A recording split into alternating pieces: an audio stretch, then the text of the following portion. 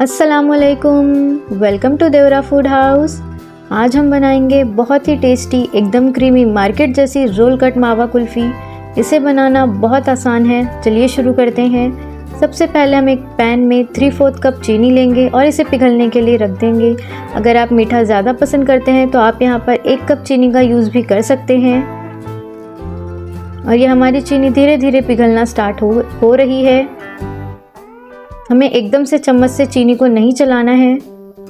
जब तक ये आधी से ज़्यादा पिघल ना जाए हमें चम्मच नहीं यूज़ करना है और हमें पैन को इस तरीके से हिलाते रहना है। और जहाँ जहाँ से हमारी चीनी पिघल नहीं रही है हमें पैन को गैस के उसी साइड पर रख कर पकाना है। और गैस के फ्लेम को बिल्कुल लो रखना है, हाई ना करें।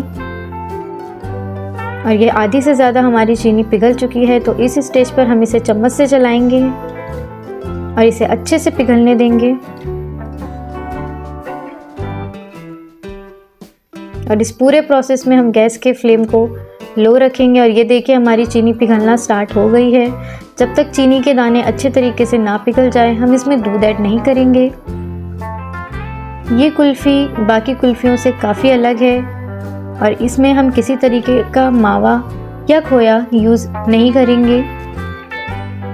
और ये हमारी चीनी अच्छे से पिघल गई है। अब हम यहाँ पर 4 कप दूध ऐड करेंगे। और जैसे ही हम दूध ऐड करेंगे हमारी चीनी बिल्कुल कड़क हो जाएगी। और हमें गैस को यहाँ पर भी एकदम लो रखना है।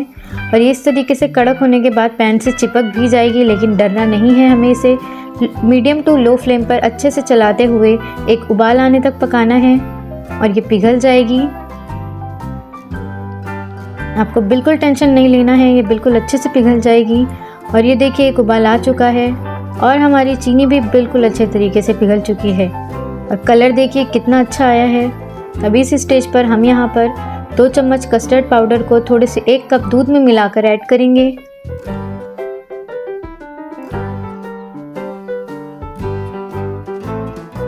आप कस्टर्ड का कोई भी फ्लेवर यूज़ कर सकते हैं।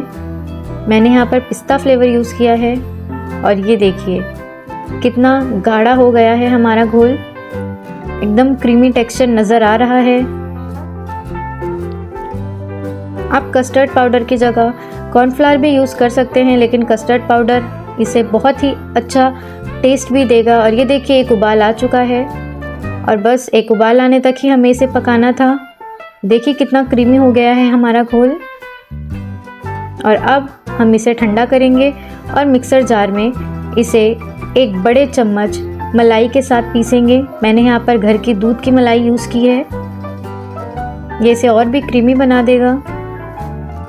और ये देखिए मैंने यहाँ पर 1 ग्लास लिया है और 2 प्लास्टिक के ग्लास लिए हैं और इसमें मैं अपना पीसा हुआ मिक्सचर अच्छे से ऐड कर दूँगी। हमें इसे ठंडा होने के बाद पीसना है।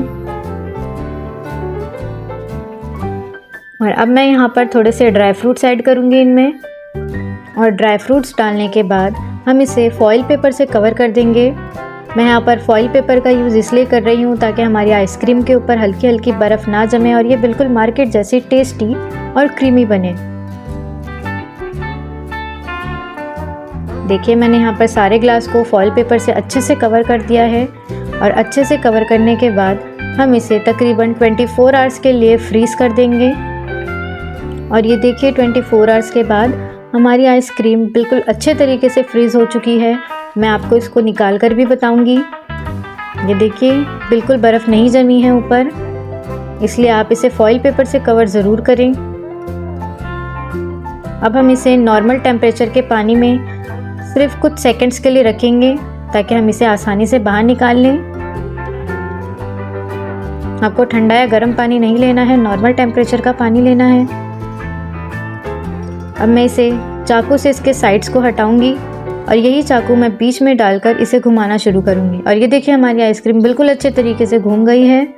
अब हम इसे प्लेट में निकालेंगे अच्छे से, बिल्कुल इस तरीके से जिस तरीके से वीडियो में दिखाया गया है। और ये देखिए कितनी क्रीमी और टेस्टी लग रही है आइसक्रीम। अब हम इसे पीसेस में कट कर लेंगे।